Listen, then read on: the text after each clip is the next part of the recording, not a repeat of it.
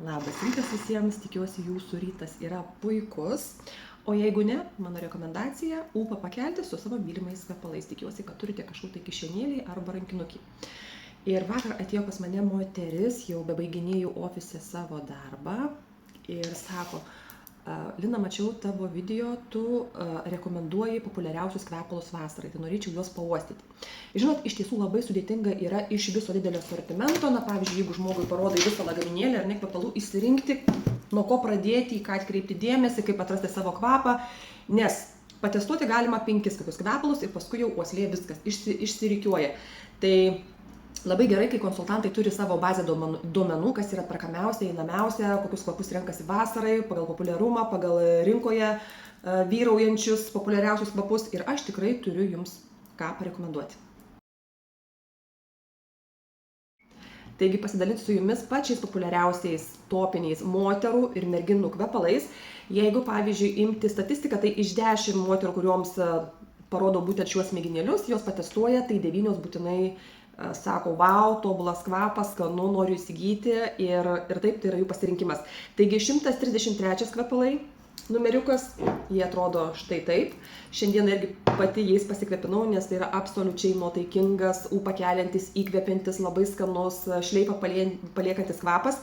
Ir 132 irgi labai skanus, saldus, vaisinis, vasariškas kvapas. Taigi šitie kvepalai dabar yra ant bangos.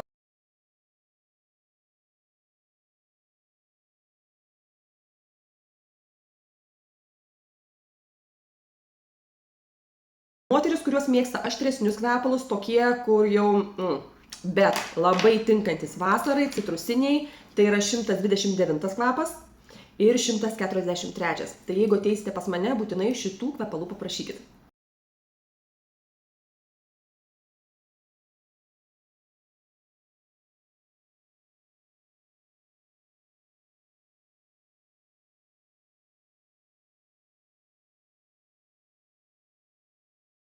Galėsite tuomet patestuoti dar kartą, įsitikinti, kad pas mane yra duomenų bazė iš perkamiausių, pačių einamiausių kvepalų.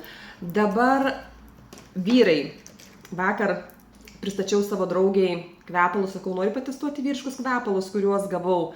Ir aš jai daviau patestuoti 79 numeriuką, jinai sakė: "Wow, va tu, aš jau žinau, koks vyras turėtų kvepėti." Tai yra absoliučiai vasariškas, geras kvapas, kuriame pinasi ir citrusas, ir gaiva, bet kažkas tokio vyriško ir skanaus. Mano vyras taip pat šios kvepalus turi ir jam, sakė, labai patinka. Tarp kitko, mano paaugliai sūnus taip pat 79 kvepinasi. Vadinasi, tai yra toksai skanus kvapas, kuriuo gali kvepintis tiek jaunimėlis, tiek vyresni.